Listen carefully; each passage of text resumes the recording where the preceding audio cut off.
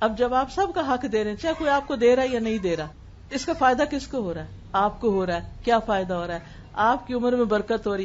برکت کے دو معنی یہاں، ایک تھے کہ عمر میں اضافہ، دوسرا یہ کہ چھوٹی بھی ہے عمر تو بڑے بڑے نیکی کے کام کر لیں گے آپ، کم وقت میں بھی بہت کچھ کر لیں گے.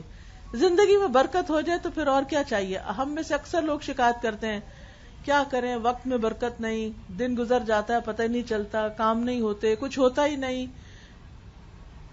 کیونکہ برکت جو نہیں.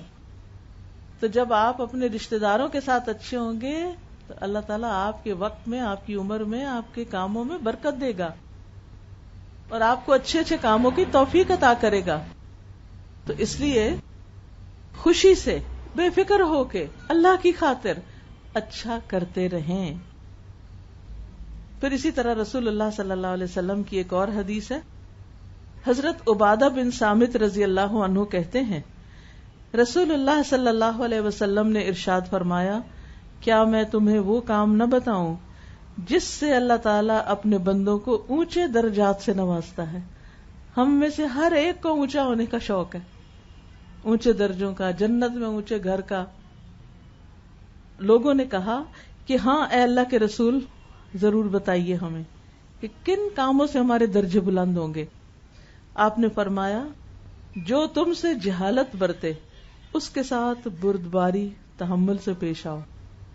یعنی جو تمہارے ساتھ آ کر غصے سے بات کرتا ہے، الجھتا ہے، بدتمیزی کرتا ہے، تم ٹھہر کے سوچ سمجھ کے آرام سے اس کو جواب دو. جواب میں ویسا نہ کرو.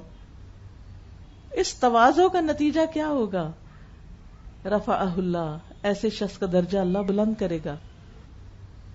صرف آخرت میں نہیں، دنیا میں بھی بلندی ملتی ہے. ایسے شخص کو عزت ملتا ہے، ایک مقام ملتا ہے.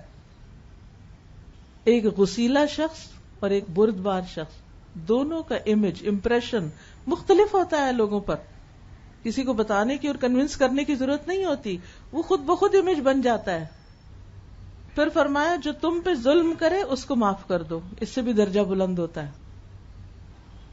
کیونکہ بعض اوقات واقعی کوئی ظلم کر رہا ہوتا ہے اور بعض اوقات کوئی نہیں بھی کر رہا ہوتا اور ہم اس کو ظلم سمجھ رہے ہوتے ہیں. تو دونوں صورتوں میں کیا ہے؟